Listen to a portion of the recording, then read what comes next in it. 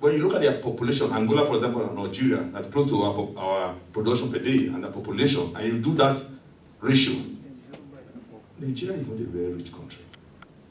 I hate to say it that way, from the oil point of view, which is why I like the agricultural agriculture sector you brought in to say, maybe we have to focus on this oil and gas.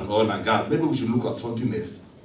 Okay, so just do that number, just food for thought, to say if currently, even at our budget, you have a budget deficit, okay, and you've been having this budget deficit for a long time. And my problem with budget deficit is that it's not just the deficit to the GDP ratio, but even the servicing of it, because your servicing is now over your revenue.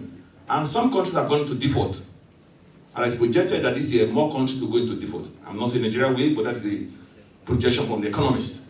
So from an oil and gas point of view, I'll say, look, we as a country, we need to diversify, we need to look for other sources. You heard about what happened in Ibadan the other day about whether it was minor, illegal miners, or whatever miners.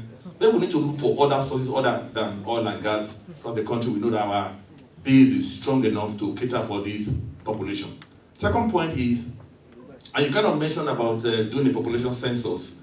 I'm just thinking, is there a policy that deals with reducing the population or stabilizing the population? So that, because it's like we just taking for granted we're going to grow to 500 million people. I say, where are we going? Where are they?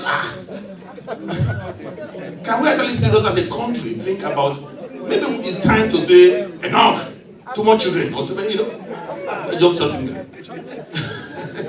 I think that's something we need to do. Third point, and I'll go and say that I think my third point is to say it's good to focus on an annual budget, but I think as a country we need to ensure that our annual budget ties with our long-term goals.